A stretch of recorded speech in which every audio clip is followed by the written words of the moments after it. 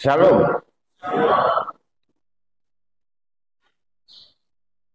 Jikalau kita membaca lalu berpikir radikal,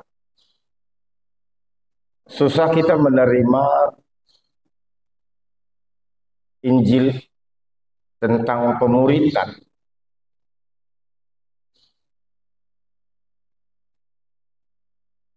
Siapa yang mau jadi murid?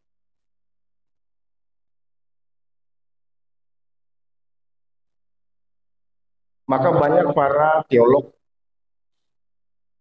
mengungkapkan ini sebagai sesuatu yang hiperbola, yang membesar-besarkan. Yang kedua, jikalau kita membaca dan disuruh memilih dari 3 pernyataan, maka kecenderungan umum kita memilih yang pertama karena tidak menggunakan kata tetapi.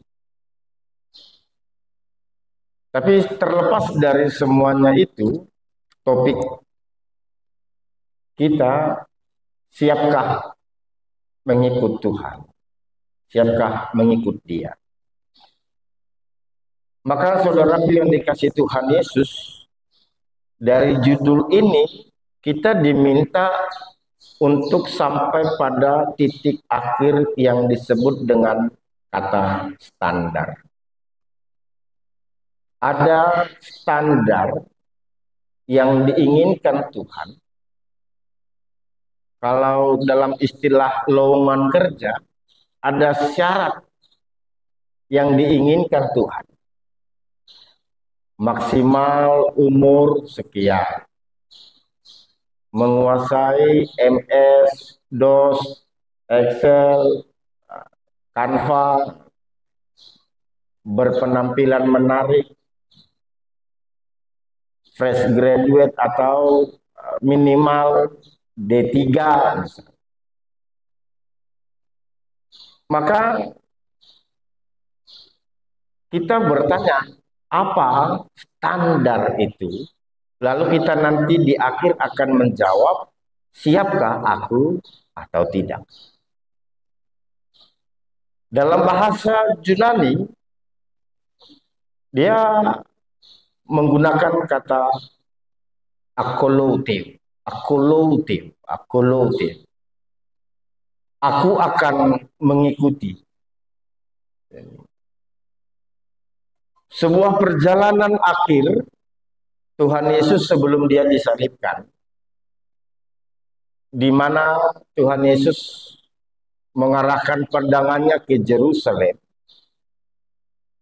dan disinilah pemuritan atau disciples itu terjadi. Babak yang pertama ayat 51 sampai ayat yang ke-58.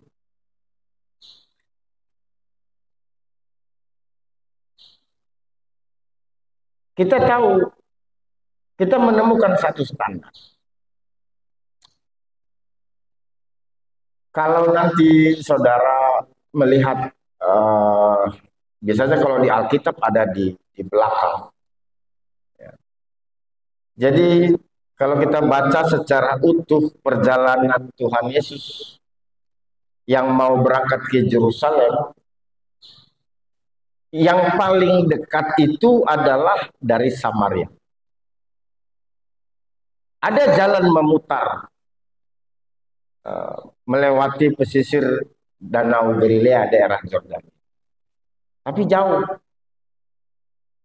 Tapi konsekuensinya adalah tradisi atau penolakan karena orang Samaria tidak menyukai orang Yahudi.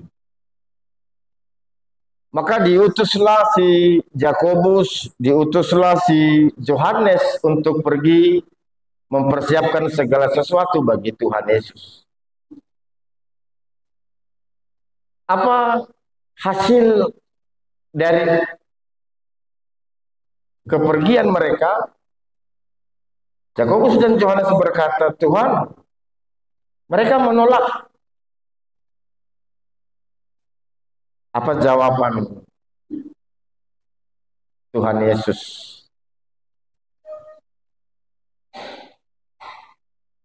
Ketika para muridnya berkata, Tuhan, apakah engkau mau supaya kami menyuruh api turun dari langit untuk membinasakan mereka? Kalau kita baca secara sinoptik, yang tidak ada disebut dalam Injil Lukas, Yesus menjawab, roh macam apa yang ada padamu? Sebab anak manusia bukan datang untuk membinasakan, tetapi untuk menyelamatkan.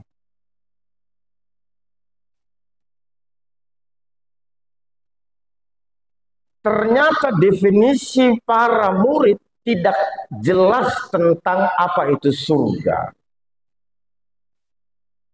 Apa itu kerajaan Allah. Mereka menganggap bahwa kerajaan Allah adalah sesuatu yang, kalau istilah Rudolf Otto, mysterium tremendum, sesuatu yang menakutkan dan membuat orang-orang, ini tradisi rabbinik atau orang-orang Yahudi. Tapi Yesus mau menjelaskan konsep basilututeo itu dari konsep yang lebih faskinosum, lebih sesuatu yang menyenangkan. Karena untuk itulah aku hadir ke dunia, maka untuk itulah aku mengarahkan pandanganku ke Yerusalem, agar semua orang-orang percaya, baik Yahudi maupun non-Yahudi, tidak binasa. Maka yang mau Yesus tegaskan bagi para murid adalah syarat utama belas kasihan. Ini susah kali bagi orang Kristen. Pernah kami berpikir, maunya kadang-kadang orang Kristen itu mau ke gereja, harus magang lah, apalah 1 minggu ke Sujuya atau ke Ramayana. Coba kalau Bapak Ibu Saudara pergi ke Ramayana itu atau Sujuya yang jual pakaian, senyumnya orang itu. Di tangga-tangga, dipakailah lipstiknya, bedaknya, alis matanya digambar, rambutnya, lalu disapa semuanya. Di pesawat, bahkan di Indomaret sekarang, Alfamart, selamat datang Indomaret. Kita di gereja, susah kali senyum. Karena belas kasihan itu diukur dari wajah kita. Coba dulu kalau semuanya dulu lihat kiri, lihat kanan. Wajah-wajah menakutkan. Kayak orang Yahudi melihat surga itu seperti kerajaan dengan cambuk, dengan gada atau tongkat lembing. Kalau kita nonton film-film Mesir kuno itu, yang dibuat oleh Claire Clinton dalam versi Herodes itu. Sesuatu yang sesuatu yang sesuatu yang mengerikan, yang dimana kita tidak bisa menghadap ke atas karena terlalu jauh jarak.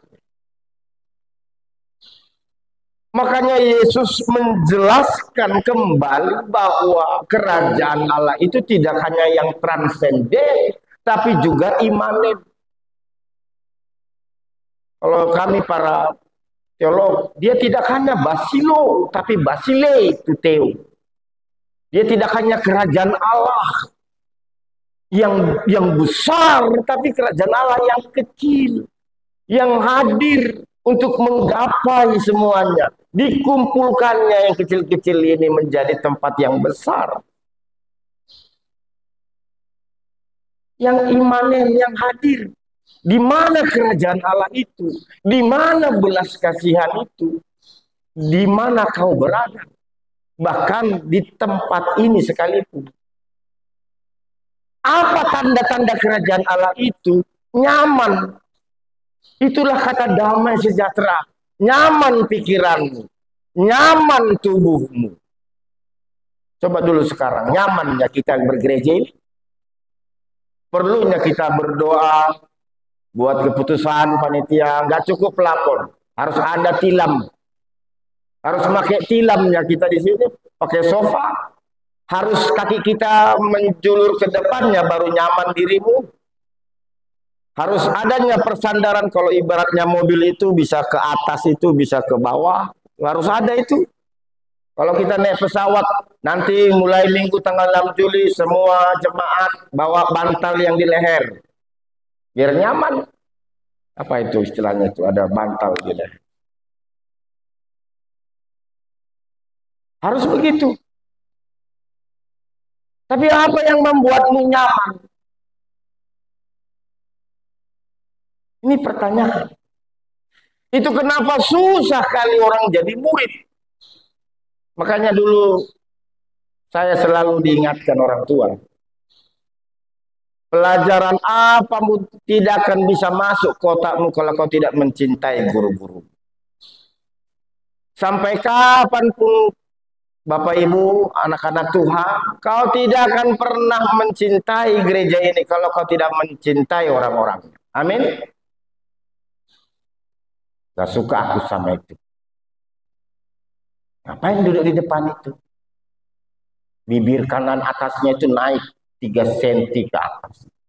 Yang gak bisa impersonatkan itu. Cintai. Mau begitu gayanya, mau begitu. Tuhan, ampuni. Tadi kan salam damai sambil salaman. Damai hati. Ada yang gak kusuka di situ, aku mengasihinya Tuhan. Aku mengasihi. Aku hanya mau beribadah untuk. Jangan terganggu pikiran. Ada orang, itulah yang dia sanggup. Nggak bisa dia beli parfum. Cuman datang ke Indomaret, disempatkannya Gatsby. Apalah buatlah ke gereja. Habis itu nggak bisa dibeli.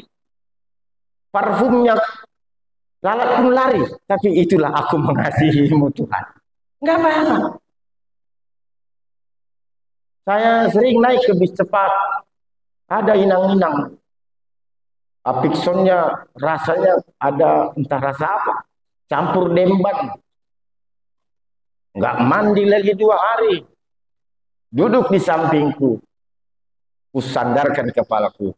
Ngantuk karena dia tidur selesai. Aku mengasihinya. Daripada nyaman dulu. Makanya orang Indonesia itu basa-basinya itu penting. Mari Bu. Kemana? Situ. Gitu. Yang saya tahu gereja GKI itu dominasinya atau dominannya Jawa. Khasnya itu Jawa. Beda dengan gereja-gereja lain. Kalau disebut, apa yang kau kenal dari gereja GKI? Ramah.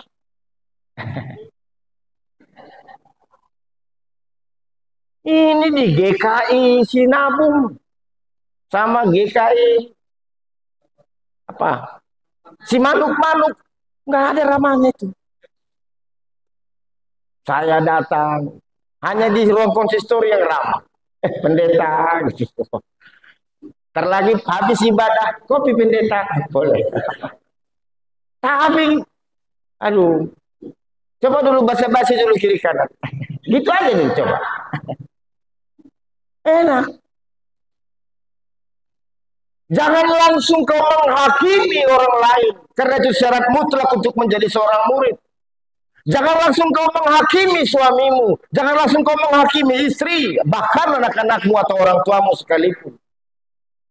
Tuhan aja menginginkan keselamatan, bukan kebinasaan. So, this is the point, starting point. Coba bayangkan kau kerja jadi seorang salesman, itu bawa apa itu, tali kompor gasnya itu, diketuk rumah. Horas Inang, apa kau? Pulang. Nggak mau lagi dia hidup besok, gantung diri dia. Ada lagi bawa-bawa keset kaki, sapu, apa. Kamu nah, kata. Hei, jangan gitu. Ramah gitu. Ramah. Peduli. Makanya saya suka istilah kombinasi bahasa Inggrisnya. If you care and share, you can apa? You can atau you receive.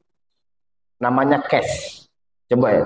Care, C-A. Share, S-H. Kalau dipadukan itu cash. Kalau kau peduli dan mau berbagi, kau dapat bonus. Itu rumusnya anak Siantarmen. Ilmu lapangannya anak Siantarmen. Nggak kenal dia, Horas tulang. Horas bapak udah. Nggak kenal dia. Olo abang, olo. Olo. Nggak kenal dia. Rupanya orang Kalimantan. Nggak kenal dia. Peduli sama orang lain. Berbagi dengan orang lain. Hal-hal yang baik. Biasakan mulut kita hal-hal yang baik, jangan hal-hal yang tidak baik. Apalagi yang membinasakan. Hati-hati. Jaga mulut, jaga mata. Tuhan, yang baik ku terima, yang baik ku keluarkan, yang baik ku terima, yang baik ku keluarkan. Amin. Belas kasihan Tuhan. Syarat kedua, ini saya simpan dulu. Karena ada 3 cerita, kalau istilahnya kriai apokritik, atau 3 pertindakan yang singkat untuk mengemukakan sebuah gagasan pokok pikiran yang dikaitkan dengan sebuah hal.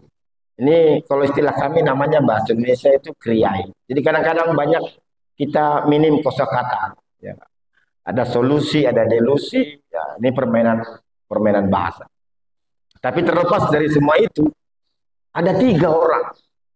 Yang pertama berkata, aku akan mengikut engkau tanpa embel-embel. Kemanapun engkau pergi, aku akan mengikut engkau. Kita akan bilang, ini yang begini yang Tuhan inginkan. No. Yang kedua berkata, aku akan mengikut engkau, tapi izinkan aku pergi dahulu menguburkan ayahku. Nggak masuk akal itu. Dia di kota, lalu dia minta izin menguburkan ayahnya. Nggak ada itu. Bohong. Makanya dia bilang, orang mati aja. Artinya pikiranmu membunuh pikiranmu, karena kau bermanipulasi pada pikiran. Lalu yang ketiga, dia sedikit tidak ada urgensinya. Aku akan mengikut engkau, tapi karena ada cerita seperti kisah Elia yang berpamitan, tapi izinkan aku terlebih dahulu untuk mengucapkan selamat tinggal kepada mereka yang ada di rumah. Saudaraku yang dikasih Tuhan, pertama, aku akan mengikut engkau kemanapun engkau pergi. Orang ini dalam versi Matius adalah orang yang belajar Taurat, rajin, walaupun dia tinggal di salah satu desa di daerah Samaria. Dan dia juga mendengar banyak hal bagaimana Yesus melakukan hal-hal yang spektakuler dengan bahasa mujizat itu. Maka pernyataannya dilatar belakangi dengan balutan emosi yang positif, baik, tapi tidak utuh.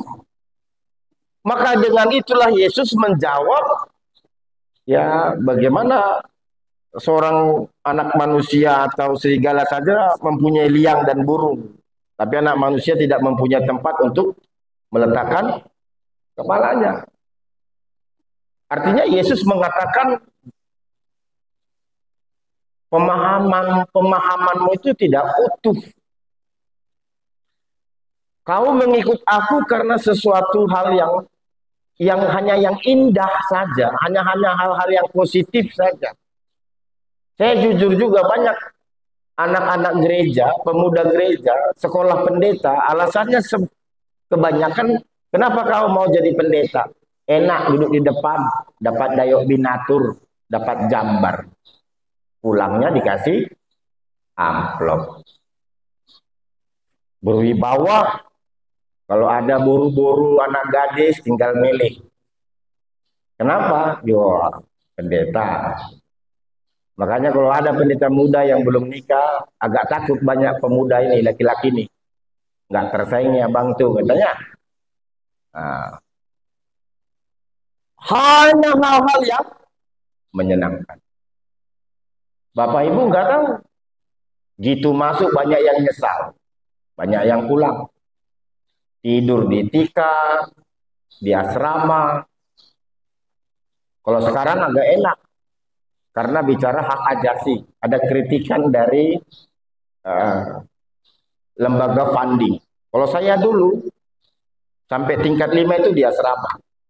Jadi kalau mau berdoa, kenapa banyak pendeta yang angkatan lama itu berdoanya di atas nasi? Karena takut ikannya itu hilang. Bukan karena itu terbiasa, itu terbawa-bawa. Kalau sama kayak tentara, cobalah. Baru keluar dia pelatihan, panggil namanya di kamar mandi dia, Win, siap, langsung otomatis itu. Terbawa-bawa itu. Sakit dia asrama itu. Ada kalau ibaratnya ikan teri, tahu ikan teri yang besar? Itu dihitung, tidak boleh, kalau kami dulu tidak boleh lewat 7 ekor tuh. Jadi 1, 2, dihitung, dibariskan ikan terinya. 1 ekor, 2 ekor. Bayangkan sampai detail. Telur satu butir itu harus dibagi 4 orang. Nasi nggak boleh banyak. Makanya kalau datang pulang dari kampung bawa buah, haleluya. Sampai ada ubi kayu, itu tukang kebersihan kami Pak Sidabutar. Ubi kayunya kami cabut, kami tanam lagi batangnya. Ubi kayunya kami makan. Kenapa? Lapar. Uang nggak ada. Melayani sebagai vikar, dimaki-maki sama senior. Sini kau, antri sini. Apa ini? Gaya kami yang banyak setelah jadi pendeta. Yang nggak kami ceritakannya semua hidup kami. Gaji 400.000. Saya dulu masih gaji 400.000.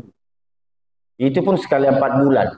Belum ada yang setor. Sabar ya, katanya. Gimana mau dibilang? Makanya banyak itu pendeta-pendeta suka-suka senyum. Hati-hati, ada maksud. Harus panggil. Apalah ada uang minyak bensin itunya. Enggak ada. Saya penginjilan sampai ke daerah Argamakmur, Bengkulu Utara. Saya juga penginjilan, bahkan di daerah yang paling okultisme itu Gorak. Sampai dulu masih desa-desa percontohan. Bahkan menjadi kelompok tani. Orang nggak tahu cerita-cerita. Dan banyak orang tidak menceritakan hal yang pahit. Kenapa? Kulturnya kita, adabnya kita, hanya mau bercerita hal-hal yang menyenangkan. Nggak suka kita cerita sama anak-anak kita. Ini berubah ini. Sama seperti firman Tuhan ini. Anak manusia tidak punya liang, bahkan menguburkan kepala mereka seperti serigala. Nggak tahu. Kadang-kadang pernah dibilang, kalau nggak ada ini ya, dipatahkan berdoalah kita. Berharaplah apalah murah, lah sinamotnya Tuhan murah. Nggak pernah cerita itu. Begitu. Yang ada Begitu juga gereja ini. Coba lihat kenapa banyak muda-mudi kita pergi ke gereja Betel, pergi ke gereja-gereja karismatik. Wah, di sana enak musiknya. Kenapa anak-anak kita suka pergi ke gereja-gereja yang mewah? Di sana dikasih kopi, dikasih teh manis. Di sana dikasih beasiswa. Di sana dikasih A, B, C, dan E. Kau dibaluti oleh sesuatu yang emosi. Pertanyaannya, urgensinya apa? Ternyata tidak utuh pandanganku. Sama halnya ketika kita melihat Yesus itu, hanya kita katakan sebagai seorang raja, tapi tidak pernah kita sebutkan bahwa Yesus juga adalah seorang hamba. Dia itu hamba. Dia menyeka kaki seorang Samaria. Dia itu hamba. Dia masuk ke tempat bahkan yang tidak disukai orang. Yang gak diceritakannya di Alkitab semuanya. Dia nyuci baju sendiri. Gosok sendiri. Angkat barang sendiri. Hamba itu. Utuh pemahaman kita. Jadi kalau jadi orang Kristen, katakan dulu, kami ini orang Kristen.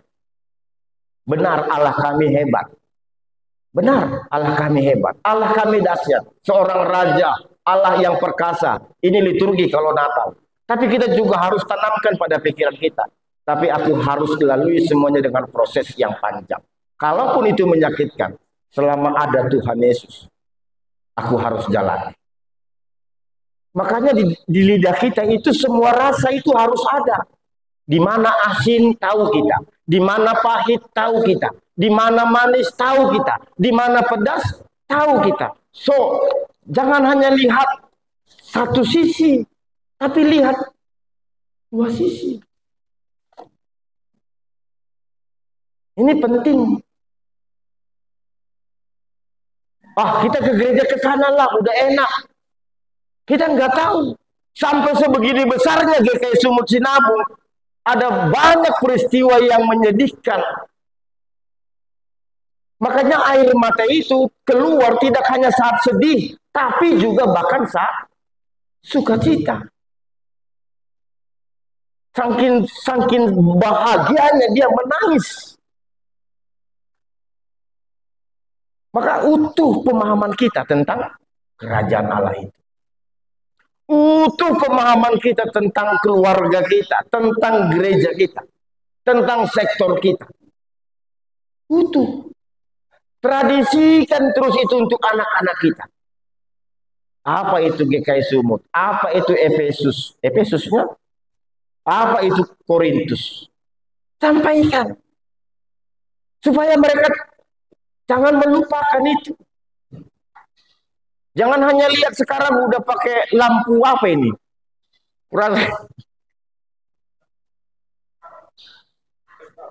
Saya masih ingat dulu ada kawat.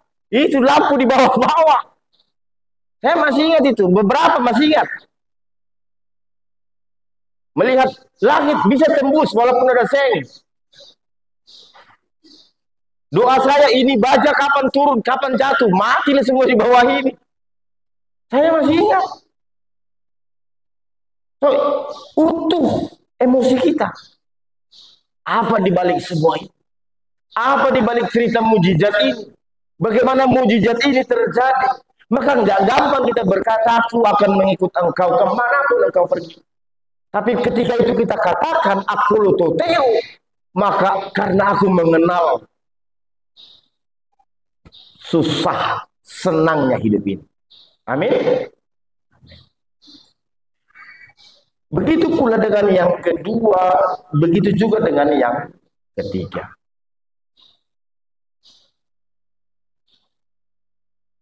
Yesus mau menyampaikan kepada mereka seolah-olah ada sesuatu yang urgensi. Maka wajar jemaat Kristen sering salah dalam berdoa. Apa doa Bapa kami? Jadilah kehendakmu di bumi dan di surga. Baru kita katakan yang lain-lain. Salah nggak pendeta kami berdua minta mobil? Nggak salah. Mau Pajero, mau Makjero, Kajero, urusanmu. Salah nggak pendeta supaya bling-bling? Ini leher, ini tangan, ini kaki. Terserahmu macam orang India pun kau. Urusanmu. Nggak ada salahnya. Salah nggak pendeta supaya wajah kami ini ya sedikit lah. Nggak salah. Mau pakai Wardah, mau terserah lah. Tapi pernahkah kita bertanya dari mana semua yang kita minta itu? Dari Tuhan Allah. Lalu kenapa tidak pernah kita meminta sedikit pun dalam doa kita, Tuhan, aku menginginkanmu. Kalau rumah ini, kalau anak-anak kami, kalau rupiah yang kami miliki, kalau mobil yang kami punya itu adalah karena izin, karena kuasamu, lalu kenapa kami tidak pernah meminta sekalipun Engkau dalam doa kami?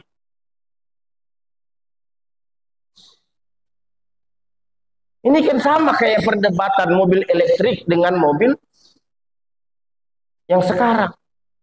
Yang di sini berkata ini elektriknya, emisinya, polusinya terlalu besar. Hitung mulai dari dia nambang minyak sampai minyak ini diantarkan pakai mobil tangki ke galon-galon. Berapa polusinya? Yang nggak jujur semua ini. Sama seperti kita, orang yang percaya tidak jujur. Kita percaya semua ini dari Tuhan. Tapi kenapa doamu nggak percaya?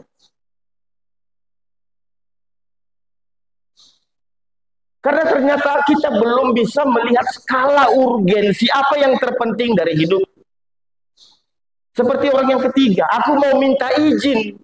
Kita lihat ke belakang. Sama orang-orang yang ada di rumahku. Aku mau menguburkan, kalaupun kalimat itu benar, ayahnya meninggal dunia dan dia harus menguburkan bangkai ayahnya. Tapi kita tanya, kalau ayah ibuku, kalau semua apa yang kupunya itu dari Tuhan, kalau aku mengikut Tuhan, itu berarti semuanya otomatis juga akan bersama dengan Tuhan. Amin. Sederhana. Aku milik Tuhan. Itu urgensi. Kadang-kadang gak apa-apa, egois kita yang bertuhan itu. Tuhan itu punya aku. Kayak ngerebutin pacar. Kayak cemburunya ibu sama anak perempuannya atas suaminya. Tuhan itu punya aku. Tuhan masuk. Berlomba-lomba kita meminta kehadiran Tuhan. Masuk ke gereja, hadir Tuhan. Penuhi hidupku, pikiranku atas roh, hadir Tuhan. Enak, simple Pak. Kayak saya suka ada tuh tradisi apa ya, latihan. Jadi waktu tarik nafas, katakan Tuhan, pas buang, katakan Yesus. Tarik, tahan, lalu buang. 3 kali selesai. Tapi dalam pikirannya. Ya, coba dulu, kita tes dulu ya. Pas narik nafas, katakan di pikirannya Tuhan. Pas buang, katakan Yesus. Kita coba. Tarik nafas. Buang pelan-pelan. Kita buat yang kedua. Tarik nafas. Katakan pelan-pelan, Yesus. Kita buat terakhir, yang ketiga. Katakan Tuhan. Buang pelan-pelan. Kan enak. Ada masalahmu, jangan langsung pikirkan pinjaman online.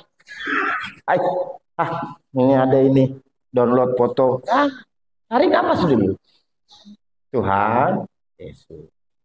Ada pikiranmu stres, marah istrimu. Tarik napas dulu. Mau bertengkar kau sama istrimu, mau bertengkar kau suamimu. Bilang, kata pendeta Erwin, tarik napas.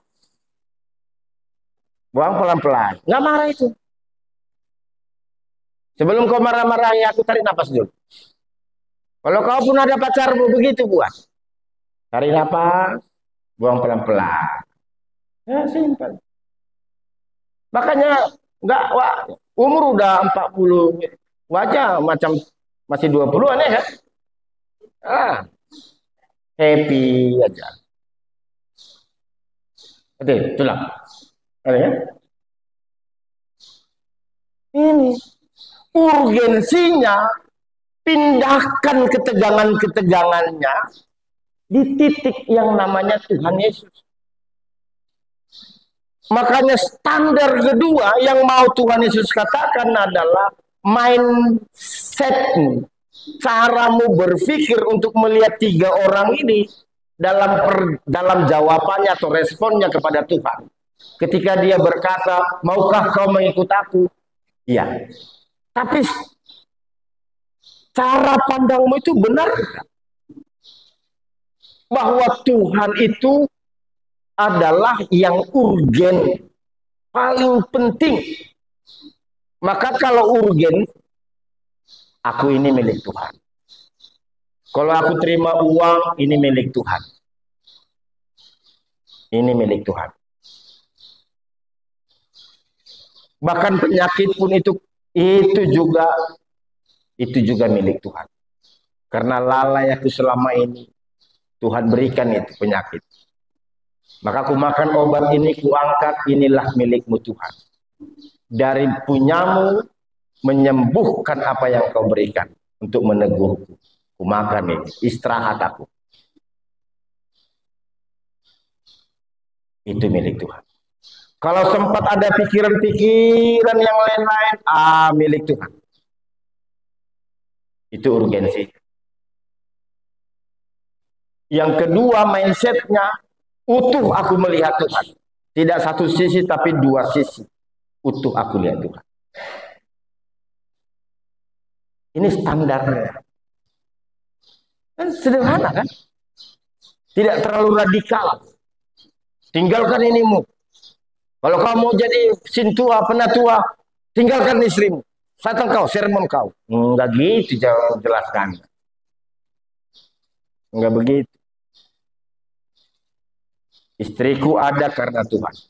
Kalau aku di dalam Tuhan, istriku pun kubawa mengenalkan Tuhan. Kan begitu. Maka sampai kita pada titik di mana pertanyaan awalnya kita harus jawab, siapkah mengikut dia? Standarnya dua. Kalau sepeda motor standar samping sama standar tengah, itu ya. Kalau sepeda motor kan duanya standarnya ya. Kalau mau kita berhenti, standar samping, lalu standar tengah yang ganda. Standar samping, belas kasihan. Tuhan, kalau selama ini aku sering negatif berpikir. Kalau selama ini aku selalu menghakimi orang lain. Kalau selama ini pikiranku aku paksakan untuknya. Kalau selama ini Tuhan kehendaknya yang ingin terjadi atasnya. Enggak lagi sekarang. Aku harus belajar menerima banyak hal dan menyampaikan hal-hal yang baik. Tidak lagi aku gampang melihat selumbar di mata orang lain. Tidak gampang aku menghakimi orang lain. Ajari aku hidup dalam bahagia, nyaman, dimanapun aku happy. Dimanapun Tuhan aku bahagia. Kadang-kadang untuk suamiku, untuk istriku, bahkan anak-anakku, ajari Tuhan. Bagaimana aku bisa menyampaikan semuanya? Supaya apa? Supaya yang kurindukan bukan kebinasaan, tetapi keselamatan. Supaya anak-anakku mengerti bahwa keselamatan itu jauh. Harus mereka lihat. Maka harus mereka sampaikan. Begitu juga atas gereja ini. Belas kasihan itu. Belas kasihan itu. Ini yang standar paling penting. Karena ini yang paling gampang sebenarnya. Yang kedua, standar gandanya. Utuh cara kita melihat Tuhan. Jangan hanya lihat mujizatnya dengan tampilan-tampilan interior. Jangan lihat ini begini modelnya pendeta. Kalaupun firman Tuhan itu disampaikan seorang narapidana sekalipun, itu perkataanmu tuh. Kalaupun firman Tuhan itu disampaikan orang yang paling kubenci sekalipun, itu firman-Mu Tuhan. Utuh cara kita melihat Tuhan. Dan mindset kita melihat, cara berpikir kita perbaharui melihat kerajaan Allah. Kalaupun aku butuh mobil, semua materi, rumah, apapun, bahkan pekerjaan anak-anakku, yang ku minta sekarang cuma satu. Aku mau Tuhan. Semua dulu katakan sama-sama, aku mau Tuhan, dua-duanya. Kalau kayak gitu nggak mau dia. Agak sedikit apalah. Agak sedikit semangat lah. Dua-duanya. Gitu. Harus begitu, harus dirayu Tuhan itu. Mau ini, jangan kayak ibu-ibu, makan apa? Terserah. Tiga-tiga kita, terserah. Gitu. Dirayu dia. Mau ini. Aku mau itu. Gitu. Aku mau Tuhan. Rayu. Gak apa-apa egois. Kalau Tuhan sudah ada di rumahmu Inang, ikutnya semua uang-uangnya itu. Percayalah. Samanya kayak kalau kami karena arah Seribu Dolo kampung kami manggil Inang, bukan tutua. Jadi kalau datang Inang kami, sampai semua uang-uang benggolnya pun ikutnya itu di bawahnya, nggak ditinggalkannya itu. Makanya di dalam pakaiannya itu adanya itu kayak kantong tepung itu warna putih. Di situ semua uangnya. Makanya aku pikir kok gemuk kalau pun rupanya uang-uangnya semua di perutnya itu. Tahunya kalian itu? Tahunya itu? Ada itu. Dia ada di lehernya, dikatkannya, ada di pinggangnya. Apanya semuanya itu? Ada emasnya di situ, ada uangnya di situ. Makanya kalau tidur, enggaknya dipegangnya yang lain-lain. Perutnya cuma karena takut dia hilang. Begitulah kalau udah datang Inang kami, udah ngikutnya semua uang-uangnya itu. Begitulah kalau datang Tuhan ke rumahmu. Amin. Ikutnya semua itu. Kerajaannya dibawanya itu, kayak keong itu. Kita minta Tuhan hadir di pikiran kita, dibawanya semuanya yang buat happy pikiran kita. Stand up komedi ada. Yang happy-happy tukang lawak-lawak kayak Sule Andre ada. Tukang kipas-kipas ada. Yang dibawanya semua supaya lempang pikiran itu, nggak sakit. Aduh, mau pecah kepalaku, mau aku. Tuhan, tarik napas kita. Happy kita, tenang kita. Nggak usah harus minum ini supaya nggak ada gunanya itu. Tenangkan pikiran. Aku hanya mau Tuhan, gak ada yang.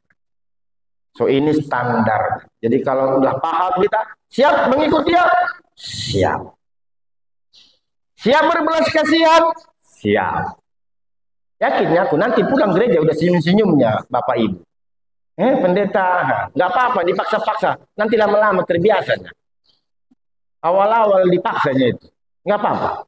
Karena standar ini skill. Skill itu. Nggak ada yang dapat begitu. Dipaksa ya. Makanya saya tiap pagi senam wajah. Bukan begini. Itu tiap pagi itu. hanya melatih pipi ini supaya jangan ketat, jangan longgar. Ayo.